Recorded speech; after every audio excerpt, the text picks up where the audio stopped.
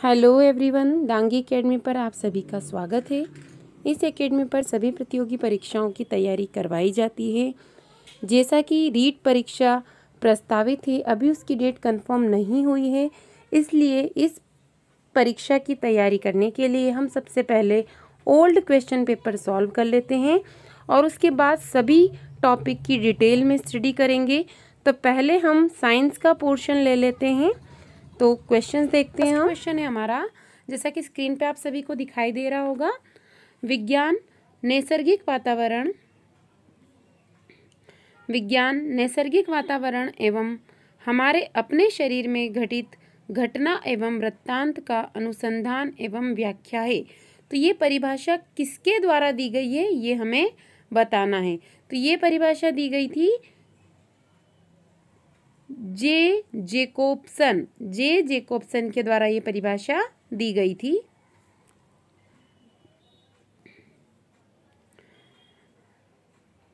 अगला क्वेश्चन है, विज्ञान शिक्षण में सुधार के लिए इंडियन पार्लियामेंट्री एवं साइंटिफिक कमेटी की स्थापना किसके द्वारा की गई थी? जवाहरलाल नेहरू, लाल बहादुर शास्त्री, इंदिरा गांधी या मोरारजी देसाई। तो ये की गई थी आपकी जवाहरलाल नेहरू के द्वारा।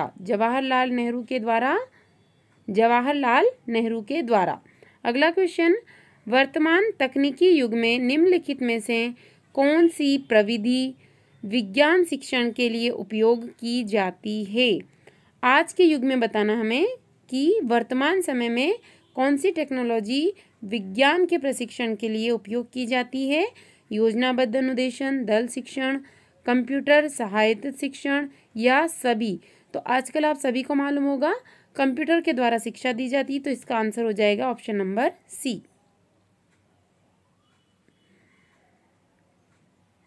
निम्नलिखित में से कौन सा पद गत्यात्मक उद्देश्य के अंतर्गत आता है? प्रत्यक्ष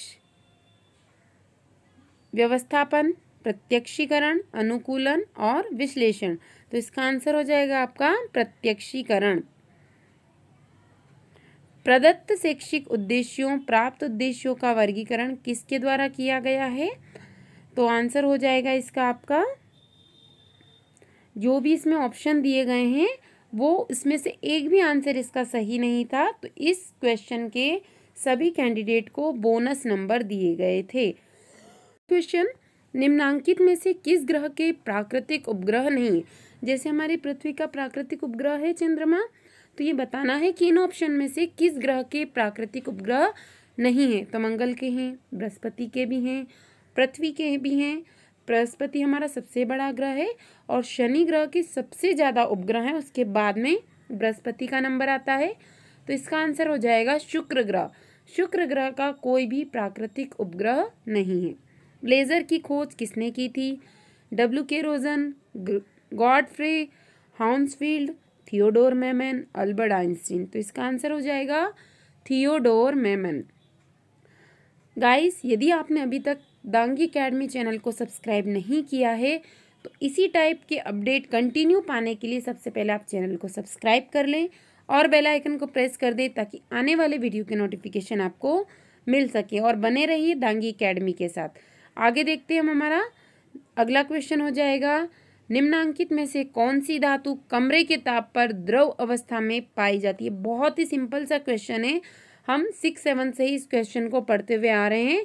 इसका आंसर हो जाएगा मरकरी या पारा। दोनों नाम हमें याद रखने हैं, कुछ भी लिखा हुआ एग्जाम में हमसे पूछा जा सकता है। मरकरी जो कि रूम टेम्परेचर या कमरे के ताप पर द्रव या लिक्विड अवस्था में पाई जाती है। थर्मोसेटिंग प्लास्टिक का उदाहरण है। थर्मोसेटिंग प्लास्टिक का उदाहरण क्या है? तो इसका आंसर हो जाएगा आपका मेलामाइन। 2 टाइप के प्लास्टिक होते हैं, आपने सभी ने पढ़े होंगे, ये पॉलीमर चैप्टर का टॉपिक है। तो यहाँ पर जो क्वेश्चन पूछा गया है इसका आंसर हो जाएगा आपका थर्मोसेटिंग का मेलामाइन। वो भी सॉल्व कराया जाएगा जिससे आपकी तैयारी और ज़्यादा अच्छी हो सके। देखते हैं, हमारा नेक्स्ट क्वेश्चन है, कपास का बहुलक है सेलुलोज, रेयान, ग्लूकोज या फ्रक्टोज। कपास का हमसे पूछा गया है बहुलक, तो इसका आंसर हो जाएगा सेलुलोज। हमें ध्यान रखना है कि एकलक क्या होता है और बहुलक क्या होता है? बहुत सारी एकलक इकाइयां मिलकर बनाती हैं बहुलक। रेशेदार मूल का उदाहरण है, यानी कि इसमें से आपको ऐसी कौन सा ऑप्शन दिखाई दे रहा है जिसमें से हमें रेशा मिलता है? सरसों में से, चने में से या गाजर में से? तो मक्का जो होता है, मक्के के अंदर से हमें रेशे प्राप्त होते हैं, रेशेदार मूल होता है इसका। अगला क्वेश्चन, संक्रामक रोग हैजा होने का क्या कारण है? तो क्वेश्चन इस टाइप से भी पूछा जा सकता है कि निम्नलिखित में से कौन सा रोग संक्रामक है? तो हैजा एक प्रकार का संक्रामक रोग है जो संपर्क में आने में या कांटेक्ट में आने से फैलता है। Clostridium tetani, Mycobacterium tuberculosis, Mycobacterium leprae या विब्रियो कॉलेरी। तो इसमें से ऑप्शन नंबर डी आपका सही आंसर हो जाएगा। ये एक संक्रामक रोग है। कुछ जीव जंतु पेड़ पौधे एवं जंतुओं को भोजन के रूप में ग्रहण करते हैं, उन्हें कहते हैं, उन्हें क्या कहा जाता है? उन्हें कहा जाता है सर्वाहारी। पेनिसिलिन नामक औषधि प्राप्त की जाती है, किससे प्राप्त की जाती है? ये प्राप्त की जाती है कवक से। मेंढक में लार्वा का वयस्क के रूप में रूपांतरण को कायांतरण कहते हैं, या वयस्क में रूपांतरण को कायांतरण कहते हैं। कायांतरण का नियमन होता है थायरोक्सिन हार्मोन से, वृद्धि हार्मोन से, एड्रिनल हार्मोन से या इंसुलिन हार्मोन से। तो ये होता है इसको जो कायांत्रित यानी कि एक रूप से दूसरे रूप में जो परिवर्तन हो रहा है लार्वा से वो मेंढक में, वो कंट्रोल हो रहा है आपका थायरोक्सिन हार्मोन से। यदि जब वो लार्वा स्टेज में होता है, यानी मछली के जैसे उसकी लंबी सी पूंछ दिखाई देगी आपको, और इसके बाद वो मेंढक के रूप में परिवर्तित हो जाएगा। यदि इस टाइम पे जो थायरोक्सिन हार्मोन रिलीज हो रहा है वही उसको इस स्टेज से मेंढक में ले जाता है। यदि इस टाइम पे उसमें हार्मोन की कमी हो जाए या हार्मोन रिलीज होना बंद हो जाए तो वो लार्वा ही रह जाएगा, वो मेंढक में परिवर्तित नहीं होगा। ये आपको ध्यान रखना है। और यदि आपने अभी तक वीडियो को लाइक नहीं किया है तो प्लीज़ वीडियो को लाइक कर दीजिए। गणित वह भाषा है जिसमें परमेश्वर ने संपूर्ण जगत या ब्रह्मांड को लिख दिया है। यह कथन किसका है? गैलीलियो, रसेल, प्लेटो या हैमिल्टन? तो ये कथन है गैलीलियो का। प्रोफेसर शुल्टजे ने के अनुसार गणित पढ़ाने का प्राथमिक उद्देश्य क्या है? दूसरी विधाओं में सहायता प्रदान करना, मानसिक शक्ति का विकास, खाली समय का सदुपयोग, प्राथमिक तथा सामान्य सिद्धांतों से परिचित। तो गणित इसलिए हमें प्रैक्टिस करवाई जाती है ताकि उसको सॉल्व करने से हमारी मानसिक या मेंटल एबिलिटी का डेवलपमेंट हो सके। जो विद्यार्थी ज्यामिति नहीं समझ सकते वे इस विद्यालय में नहीं आ सकते। ये कथन किसका है? अरस्तु, हर्बर्ट, प्लेटो या हैमिल्टन? तो ये कथन है प्लेटो का। आगमन विधि निम्न में से किसके लिए उपयुक्त है? सूत्र स्थापित करने के लिए, सवाल को सूत्र द्वारा हल करने के लिए, या सवाल को समझने के लिए, या सवाल को बनाने के लिए? तो जो आगमन विधि होती है ये आधारित होती है आपकी कि आपको पहले सूत्र लिखना है। तो इसमें ध्यान रखना है कि सूत्र स्थापित करने के लिए विधि का उपयोग किया जाता है। दो प्रकार की विधियां आपने पढ़ी होंगी, आगमन विधि और निगमन विधि। खेल विधि के जन्मदाता कौन है? फ्रॉबेल, डाल्टन, मॉन्टेसरी या सिगमंड फ्राइड? तो यहाँ पर जो ऑप्शन दिए गए हैं उसमें से एक भी ऑप्शन इसका सही नहीं था, तो इसके बोनस अंक उस टाइम पर दिए गए थे। यदि दो समांतर रेखाओं को एक तिर्यक रेखा काटती है तो उनसे बनने वाले कोण के लिए निम्न में से कौन सा कथन सत्य है? तो ये बहुत बार इस टाइप से क्वेश्चन पूछे जाते हैं, सत्य है असत्य। तो हमें पहले जो भी ऑप्शन दिए गए हैं उन्हें बहुत आराम से अच्छे से समझकर पढ़ लेना है। तिर्यक रेखा के एक तरफ बनने वाले कोण अंतः कोण बराबर होते हैं, एकांतर कोण बराबर नहीं होते, संगत कोण बराबर होते हैं। तिर्यक रेखा के एक तरफ बनने वाले कोण बाह्य कोण बराबर होते हैं। तो ध्यान रखना है हमें कि इस टाइप से दो रेखाएं बनी हुई हैं आपकी, और यहाँ से एक तिर्यक रेखा उसको काट रही है। तो इसका आंसर हो जाएगा आपका ऑप्शन नंबर सी, संगत कोण के मान हमेशा बराबर होते हैं। एक चतुर्भुज की रचना के लिए उसके कम से कम कितने अवयव ज्ञात होना आवश्यक है? यदि आपको एक चतुर्भुज बनाना है तो आपको कितने अवयव ज्ञात होने चाहिए? तो आंसर हो जाएगा इसका 5 अवयव आपको मालूम होना चाहिए। 5 अवयव आपको मालूम होना चाहिए। समबलम चतुर्भुज का क्षेत्रफल, तो हमें सारे पहले फॉर्मूले याद कर लेने हैं। त्रिभुज का, गोले का, अर्धगोले का, परिधि, लंबाई, चौड़ाई, आयत, चतुर्भुज सभी फॉर्मूले हमें अच्छे से याद कर लेने। तो यहाँ पे डायरेक्ट पूछा है समलंब चतुर्भुज का क्षेत्रफल क्या हो जाएगा आपका, तो 1/2 समांतर भुजाओं का योग गुणित ऊंचाई। आपने समलंब चतुर्भुज सभी ने देखा होगा, इस टाइप से होता है समलंब चतुर्भुज, इसे कहा जाता है। आर त्रिज्या तथा एच ऊंचाई के बेलन का पृष्ठीय क्षेत्रफल तथा आयतन क्रमशः क्या होगा। तो यहाँ पर भी डायरेक्ट फॉर्मूला पूछा गया है हमसे कि क्या हो जाएगा, तो फॉर्मूला हमें अच्छे से पढ़ लेना है। तो आर त्रिज्या और एच ऊंचाई, कोई बेलन पूछा है उसका पृष्ठीय क्षेत्रफल का फॉर्मूला और आयतन का फॉर्मूला। तो इसका आंसर हो जाएगा, देखिए 2πr, option number B 2πr, r + h हो जाएगा इसका पृष्ठीय क्षेत्रफल का फॉर्मूला, और ये हो जाएगा πr² इसका आयतन। निम्न में से कौन सी दशा दो त्रिभुजों को सर्वांग सम सिद्ध करने के लिए पर्याप्त नहीं है, यानी किसके द्वारा आप इनको सर्वांग सम सिद्ध नहीं कर सकते। दोनों त्रिभुजों की तीनों भुजाएं आपस में समान हो, दो भुजाएं और उनके बीच का कोण बराबर हो, दो कोण और उनके बीच की भुजा बराबर हो, या तीन कोण बराबर हों। तीनों कोण बराबर हो, आप उन्हें सर्वांग सम सिद्ध नहीं कर सकते। आपको भुजा भी उसके लिए बतानी होगी। निम्न में से किसका मान 3⁵2 कोष्टक घात 3 के बराबर नहीं, यानी इस मान के बराबर इसमें से जो भी आंसर दिया है वो बराबर नहीं है। तो आपको ध्यान रखना है कि जब भी इस टाइप से क्वेश्चन आते हैं, जैसे 3² फिर होल पावर 3 है, तो यहाँ पर क्या हो रहा है, जनरली इन घातों का गुणा या मल्टीप्लाई हो रहा है। तो आप मल्टीप्लाई कर दीजिए तो क्या आंसर आ जाएगा, 3⁵6। पर आपसे क्वेश्चन में पूछा है कि बराबर नहीं है, तो ये तो बराबर है, यानी कि ये वाला आंसर तो गलत हो जाएगा, ये तो बराबर है। दूसरा क्या हो सकता है, देखिए इसमें से क्या क्या हो सकता है। पहले ये वाला कोष्टक खोल लीजिए, 3 × 3 करेंगे तो क्या आ जाएगा, 9, 9⁵3, तो दूसरा ऑप्शन भी हो जाएगा आपका गलत। अब बचा है आपके पास में ये वाले ऑप्शंस, 27⁵2 और 6⁵3। तो 27 कैसे हो रहा है, देखिए यदि पावर को हम एक्सचेंज कर दे इस टाइप से भी हम लिख सकते हैं, 3⁵3 और बाहर 2, तो 3 × 9 और 9 × 27, 27⁵2, तो ये भी गलत, तो बचा ये। यानी ये तीनों ऑप्शन तो हो सकते हैं, सिर्फ लास्ट वाला ऑप्शन नहीं हो सकता। a + b का whole square plus a = a² + b² + 2ab के बारे में निम्न में से क्या सत्य है।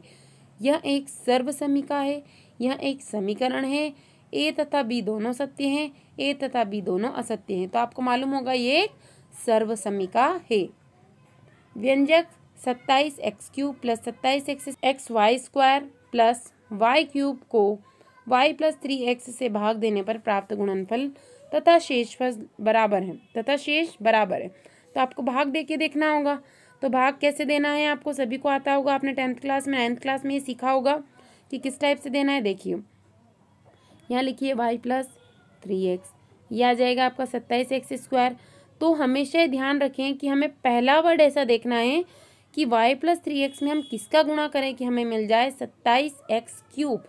तो देखिए यहाँ पर y से तो हमें कोई मतलब नहीं होगा, हमें मतलब होगा, और शेषफल और गुणनफल दोनों पूछा गया है कि इससे भाग देने पर प्राप्त गुणनफल क्या होगा और शेष क्या होगा।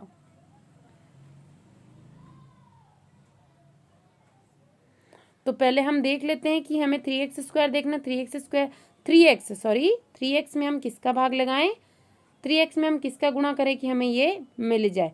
तो नंबर्स को देखिए, 27 कब आएगा, जब हम 9 का गुणा करेंगे। तो 9 किस ऑप्शन में है, पहले हमें ये देख लेना है। तो देखिए ये दो ऑप्शन तो ऑटोमेटिकली कैंसिल हो जाएंगे आपके, ये वाला ये गलत और ये गलत, ये हो सकता है और ये हो सकता है। पर आप देखिए यहाँ पर आपको क्या दिखाई दे रहा है, x, तो ये y वाला भी गलत, यानी कि ये ऑप्शन आपका सही है। बिना भाग दिए भी आप एग्जाम में ट्रिक से ये पता लगा सकते हैं, क्योंकि 27 हमें लाना है तो हम 27 का तो गुणा करेंगे नहीं 3 में, तो 9 × 3 = 27, यानी कि 9 वाले ऑप्शन सही होंगे, और x चाहिए हमें तो y वाला ऑप्शन ऑटोमेटिकली गलत हो जाएगा।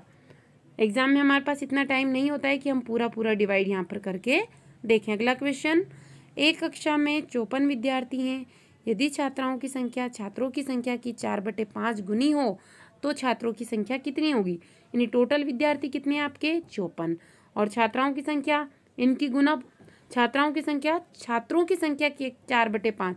जो छात्रों की संख्या आप मान लो x, आंसर हो जाएगा ऑप्शन नंबर बी 30 छात्र।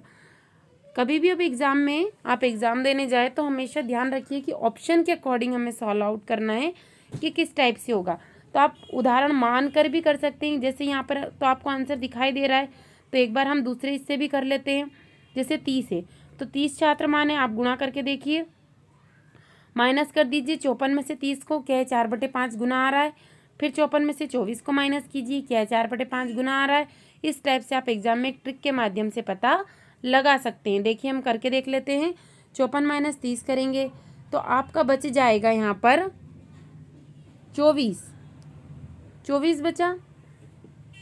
छात्रों की संख्या कितनी हो गई 30 और छात्राओं की संख्या है 24। तो 5 में से ये 4 हिस्से आपके आ रहे हैं या नहीं आ रहे, ऐसा कथन सत्य नहीं है। संख्या 25 एक पूर्ण वर्ग है, संख्या 38 एक पूर्ण वर्ग संख्या नहीं है। किसी विषम संख्या के वर्ग को दो क्रमागत धनात्मक पूर्णांकों के योग के रूप में सदैव व्यक्त कर सकते हैं, या किसी सम संख्या के वर्ग को दो क्रमागत धनात्मक पूर्णांकों के योग के रूप में सदैव व्यक्त कर सकते हैं। तो ऑप्शन नंबर डी आपका सही आंसर हो जाएगा। निम्नलिखित में से कौन सी बाल्य केंद्रित विधि नहीं है? तो बच्चों को तो हम प्रोजेक्ट से, प्रयोग के द्वारा इसी टाइप से समझा सकते हैं। व्याख्यान विधि बाल्य केंद्रित विधि नहीं है। बड़े बड़े लेक्चर्स बच्चों के सामने दिए जाएंगे तो उन्हें कुछ भी समझ में नहीं आएगा। निम्नलिखित में से कौन सा प्रोजेक्टर पद्धति का दोष नहीं है? तो देखिए, आप प्रोजेक्टर लगाएंगे तो उस पर खर्चा भी होगा, संदर्भ पुस्तक की उपलब्धता भी हो जाएगी आपको कि पुस्तक की ज़रूरत नहीं है, शिक्षण अपूर्ण और विश्रृंखलन दोनों हो सकती है। तो हमें बताना है कि दोष नहीं है। ऊपर के तीनों तो दोष है, लेकिन ये वास्तविक जीवन से संबंधित है, ये उसका दोष नहीं है। प्रयोजना विधि में कितने मुख्य सोपान प्रयुक्त होते हैं? तो इसका हो जाएगा, इसमें 4 सोपान प्रयुक्त होते हैं। निम्न में से कौन सा गुणात्मक परीक्षा नहीं है? वस्तुनिष्ठ प्रश्न गुणात्मक परीक्षा नहीं है, बाकी सभी गुणात्मक परीक्षा है। निम्न में से कौन सा श्रव्य और दृश्य सामग्री है जिसपे हम देख भी सकते हैं और सुन भी सकते हैं? तो वो हो जाएगा आपका वृत्त चित्र। निम्नांकित में से कौन सी गैस पौधाघर प्रभाव के लिए उत्तरदायी है या ग्रीन हाउस गैस है? ये आपको मालूम होगा कार्बन डाइऑक्साइड गैस है ये। परमाणु की किसी कक्षा में अधिकतम इलेक्ट्रॉनों की संख्या ज्ञात की जाती है? n बराबर दी हुई आपको कक्षा की संख्या, किसके द्वारा आप ज्ञात कर सकते हैं? तो ये हो जाएगा आपका option number B 2n²। n बराबर मान लिया हमने 1, तो ये हो जाएगा 2 × 1 का स्क्वायर। तो आप करके देखेंगे तो पहले इसमें आ जाएंगे 2 इलेक्ट्रॉन, फिर 1 का मान आप 2 रख देंगे तो दूसरे इसमें आ जाएंगे 8 इलेक्ट्रॉन। इसी फॉर्मूले के द्वारा ज्ञात की जाती है इलेक्ट्रॉनों की संख्या। किसी तत्व का परमाणु क्रमांक एवं द्रव्यमान क्रमांक 98 और 251 है, तो इसमें इलेक्ट्रॉन, प्रोटॉन तथा न्यूट्रॉन की संख्या बताइए। इसके लिए यदि आप इस टॉपिक को समझना चाहते हैं कि यदि आपको क्वेश्चन दिया है और उसमें परमाणु क्रमांक निकालने को पूछ लिया जाए या इलेक्ट्रॉन प्रोटॉन निकालने को पूछ लिया जाए, तो दांगी एकेडमी की प्लेलिस्ट में जाइए, वहाँ आपको एक वीडियो मिलेगा जिसमें आप बहुत अच्छी तरह से समझ सकते हैं उदाहरण के द्वारा कि किस टाइप से इलेक्ट्रॉन प्रोटॉन को निकाला जाता है या इसका सूत्र क्या होता है।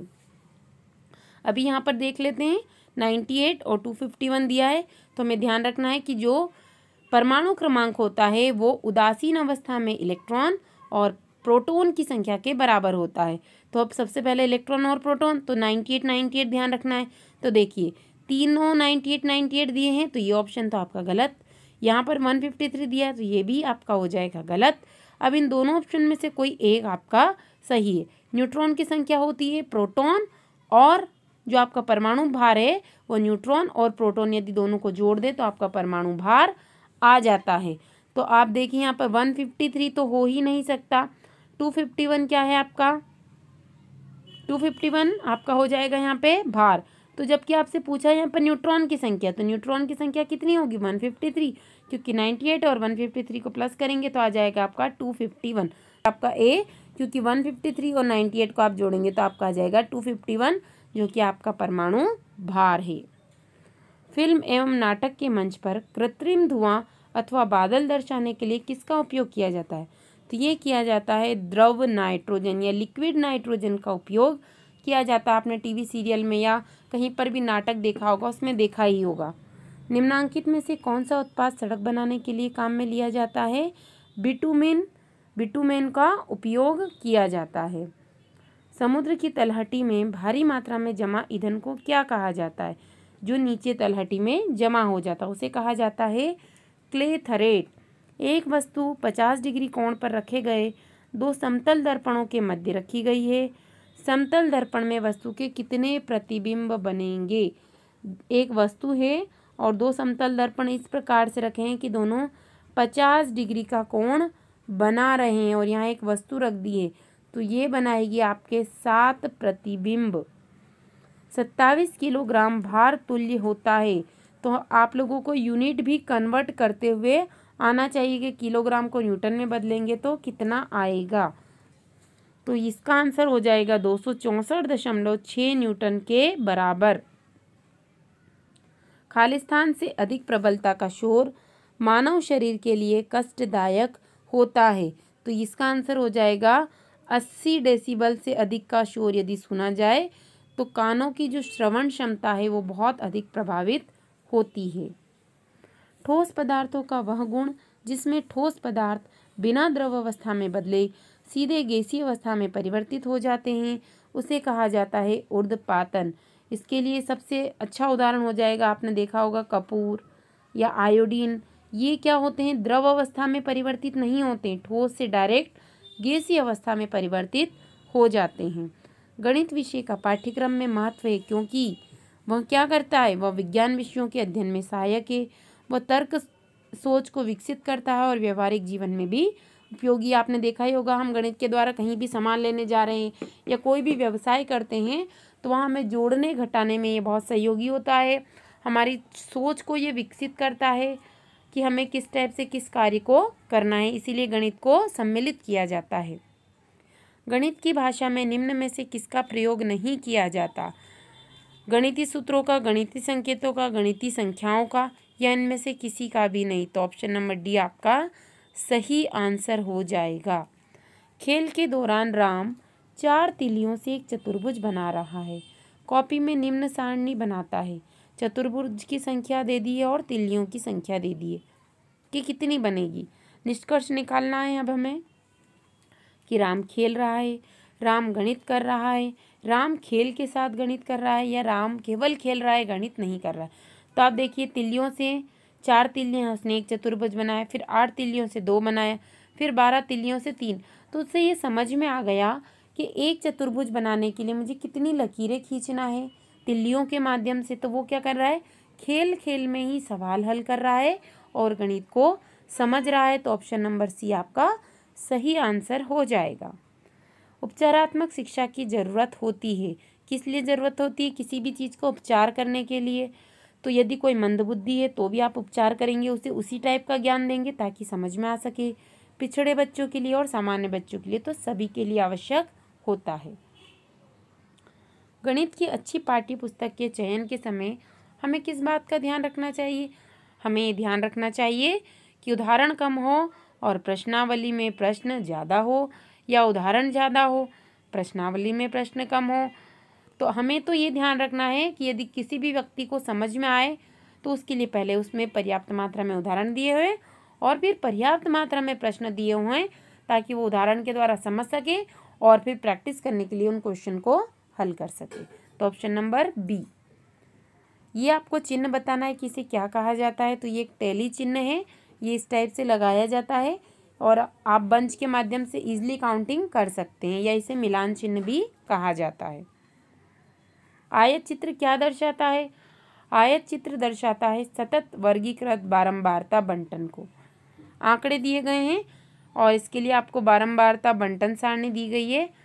पहले स्कोर दे दिए गए हैं, फिर पूछा गया है कि इसमें से कौन सा आंसर सही हो जाएगा।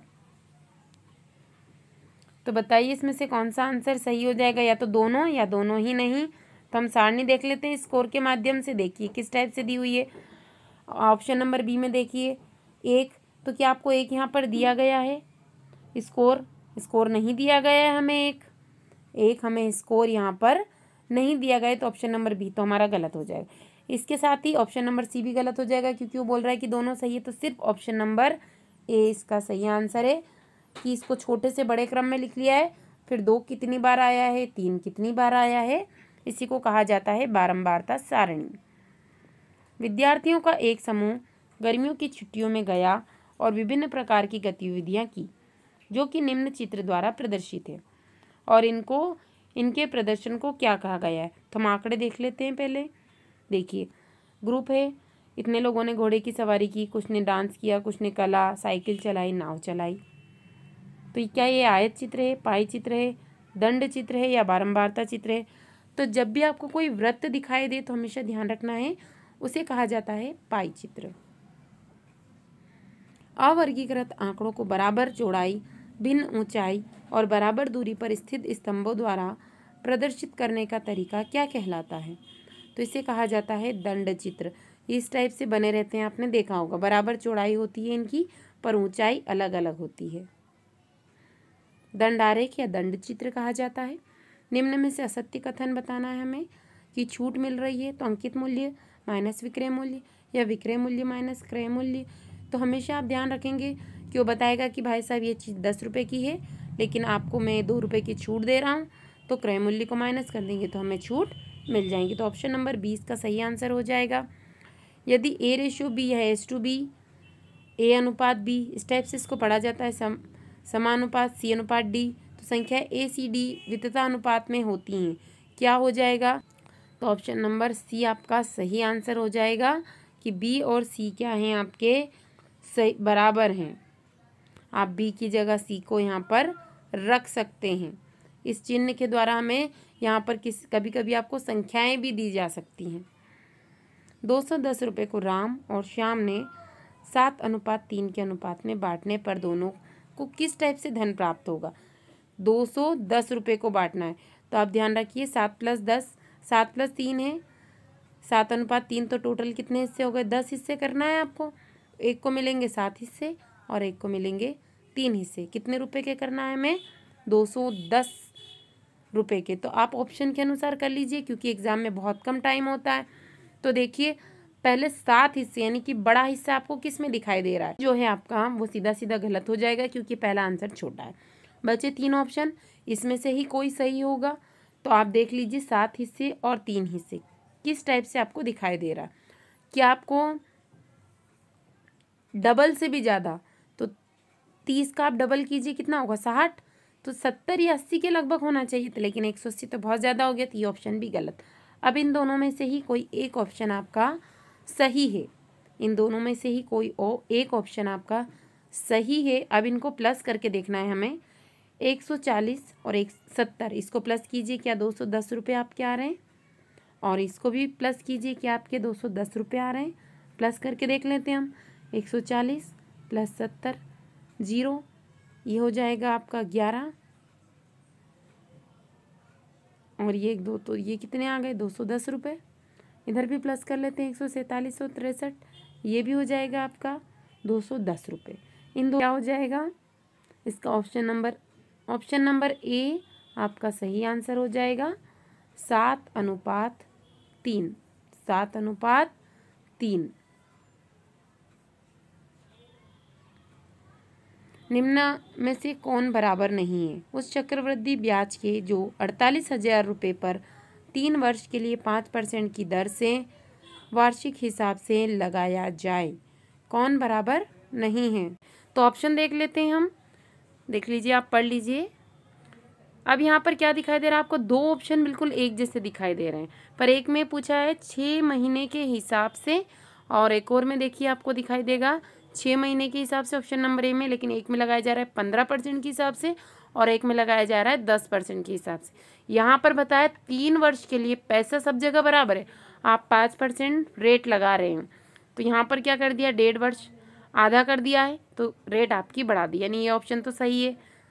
दूसरा देख लेते हैं हम, 1 वर्ष कर दिया है तो 15% कर दिए, 3 वर्ष के लिए आपने लगाई थी 5%, तो 1 साल के लिए आपको लगानी पड़ेगी 15%। तीसरा देख लेते हैं, अब आपको 9 महीने कर दिया, फिर रेट बढ़ा दिया आपकी 20% की दर से, तो महीने के हिसाब से आपको बता दिए रेट। तो ऑप्शन नंबर डी इसका गलत आंसर हो जाएगा कि 15% के हिसाब से आप 1 वर्ष के लिए 6 महीने के हिसाब से इस पर रेट लगा रहे हैं, ये गलत आंसर है। कोई व्यक्ति एक्स 100 रुपये की एक साड़ी को 10% के लाभ पर वाई को बेच रहा है। वाई उस साड़ी को 10% के हानि से जेड को बेच रहा है, तो उस साड़ी को कितने रुपए में खरीदता है? जेड का पूछा है। 100 रुपये की एक साड़ी को 10% यानी कि 110 रुपये वाई को बेचा, वाई ने 10% लॉस यानी 110 का आपको 10% निकालना है। फिर जेड को बेचा, तो जेड ने कितने में खरीदा यानी वाई ने कितने में बेचा, यही चीज़ आपसे पूछी गई है। तो ये हो जाएगा आपका 99 रुपीज़। 99 110 का 10% आप निकालिए, आपका आ जाएगा जो भी आया आंसर, आप उसको माइनस कीजिए। 11 रुपये आएंगे आपके, उसे माइनस कीजिए तो आंसर आ जाएगा आपका 99। आगे के इसी टाइप के पुराने ओल्ड पेपर के क्वेश्चन देखने के लिए दांगी अकेडमी पर बने रहिए और चैनल को सब्सक्राइब कीजिए ताकि आने वाले वीडियो के नोटिफिकेशन आपको मिल सके। इस अकेडमी पर आपको विगत वर्षों में आए सभी ओल्ड क्वेश्चन पेपर रीड के लिए सॉल्व कराए जाएंगे, साथ ही टॉपिक वाइज स्टडी करवाई जाएगी जिससे आपकी तैयारी बहुत अच्छी हो सके।